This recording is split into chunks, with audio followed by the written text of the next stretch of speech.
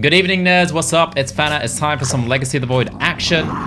Now, a lot of people have been asking me to do a game of the build that I do against Terran, the Nydus build, which I've been doing on stream a lot, and explain it in a lot of detail. Now, the problem is, I just tried to play 3 ladder games in a row and I didn't hit a Terran, so I'm jumping into a replay from a game I did earlier, and I'm going to try and explain it in detail here. So, first off, we go for a 17 hatchery. And then after, this guy's really cute, by the way. He's extremely cute.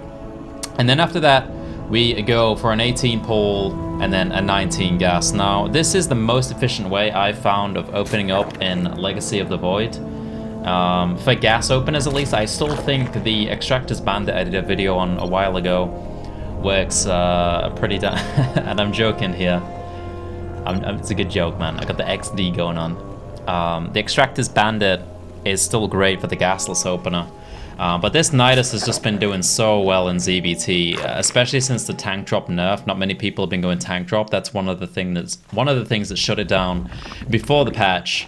But now that that's been patched and the tank drop isn't as strong, even when people go tank drop, I've had some success with this. So I think this is definitely a very powerful build. I mean, every time I've executed properly, I think I've won almost every single time. So until Terran players realize how to deal or react with this properly, I think it's going to have an incredibly high win rate in Legacy of the Void. Now, obviously, it's a bit cheesy, it's a bit gimmicky, but I'm all about them wins, man, so even if it is cheesy and gimmicky, I'll take it, so as soon as the spawning pool finishes, and we get a 19 Overlord, by the way. As soon as the spawning pool finishes, we get 4 Zerglings, aka 2 sets of them, and we also get 2 Queens instantly as well, starting on both of the hatcheries here. The reason why you need the 4 Zerglings is because generally almost every Terran player opens with at least 1 Reaper, especially in Legacy of the Void. They've got that Reaper bomb, so it does a lot more. After that, we get another Overlord, 30 supply there, and we also start our next 2 Queens as soon as the first 2 pop, so bring us up to 4 Queens. And also starting that Zergling speed as soon as we got the 100 gas as well. So everything comes together here. Then we just keep droning, make sure everything's rallied to the natural, so we got the optimal saturation. Dodge Reaper mines all day. This guy actually goes 2 Reaper, and I think he's going to go 3 Reaper, so I add another Queen on after the next Queen pops. That is just a little variant I did against this guy, because if it's 3 Reaper, I don't just want to be with 2 Queens, I'll probably get shot down. About 40 supply, we start another Overlord as well, and then as soon as these 2 Queens pop, we start the lair as soon as we got the minerals and gas for it. There we go, it starts in the main base. It doesn't actually show because I didn't tap to it, but there it is. And then we keep droning, and around this time, around 45, 46, 47 supply, we pick up a double gas, and then I should start the Rotron right now as well. Let's see if I delay it a bit. There it is. So 44 supply getting the Rotron as well, and that will time out perfectly with the lair finishing, allowing us to get Roach speed. So if you start it like 1/3 through the Rotron, then the Rotron usually finishes around the time the lair finishes, allowing you to start that Roach speed instantly. Oh, one thing I didn't mention. You want to have your Overlord in a good position, ready for a Nydus. So on this map in particular, I'm just going to pause it for a second here, there's too much action. In this map in particular, around here is going to be a good spot for a Nydus. So this guy is positioned on this cliff because there isn't really anywhere to put him over here. I could put him there, but it's kind of risky. If a Marine, I don't know, it's unlikely, but it's just an unnecessary risk. He can get to this position very safely, and then I can just move him in a bit later on. So don't be tempted to put him on there. He will die. You can just put a Marine on there. And it just depends on the map, but that's the idea. Now it just comes down to pressuring against these Reapers. Also, one thing you can do once you've got your Queens up and you've got your speed, you can sneak out your Lings for a bit of added pressure once his Hellions come out. So you'll see me sneak those in a bit later on, as long as your Lings don't die, of course. And then the lair will be finishing soon, at which point we're going to start the Nydus. We go to 52 supply and then start 3 Overlords, by the way. Which will allow us room to build roaches as soon as the Rotron finishes. So as you can see, the Rotron finishes about the same time as the lair there, as I said, and then we start the Nydus instantly. I put it in the wall off. I don't think it matters too much where you put it, and there's that little link sneak there. I don't think it matters too much where you put it. You want it out of scan range, And they just don't expect it to be in the wall off. That's why I put it there. But I think the worst place you can put it is like here or here, because they're most likely going to scan there.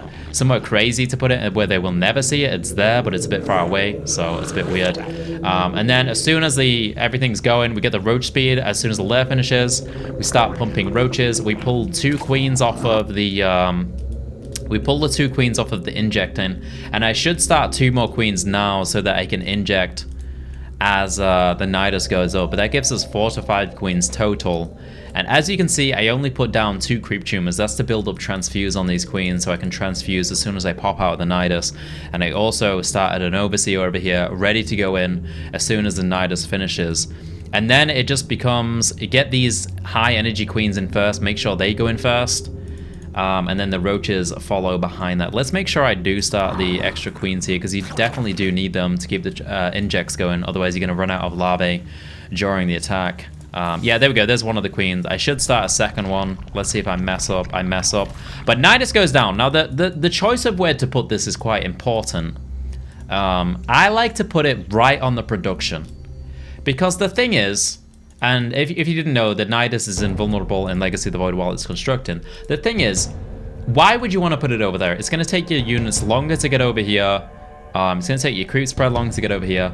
The idea is, if the Nydus gets up and they don't have enough to DPS it down, then you win. If they do have enough to DPS it down, then you're probably in a crappy spot anyway. So you might as well take the strongest position here, and then you can pick off units as they spawn from the barracks. You know, giving you a nice lead, giving you a lot of value. Whereas if you had it over here and units spawn from the barracks, they could just hide them behind here and they'll probably be good. But here you can just pick off the factory, stop them from spawning tanks. If they've got a tech lab on here, you can pick off the tech lab, getting the stem. You can pick off the barracks, stopping them from producing units. It just seems like the best choice from experience that I've had. So it's coming up now, and then the biggest thing now is honestly just getting the transfuse off as soon as possible. As soon as it pops, you need to get those queens out, select everything, box it all, and then transfuse the living hell out of this Nydus. As you can see, he tries to target it down, but I'm spamming that transfuse like crazy. Roaches get out, and then transfuse, transfuse, transfuse. He's wasted all of his units trying to kill that Nydus, and now he's got nothing left. And it is just a nasty build, man.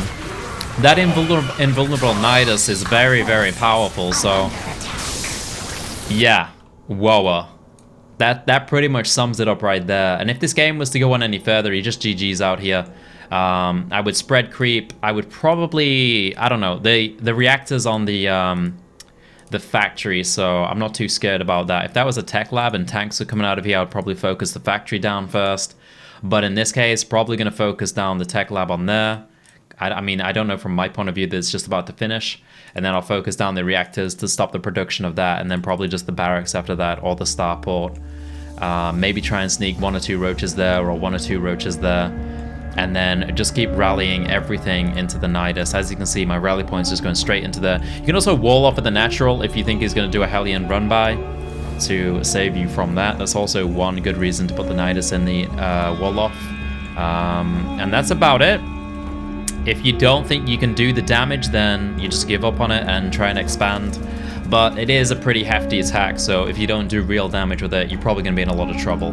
But it is very, very powerful, and I've had a lot of success with it. So I hope that explained the build in some detail there, and gives you a nice build to use against Terran and Legacy of the Void if you're struggling with those pesky Liberator builds that a lot of Terran players are doing.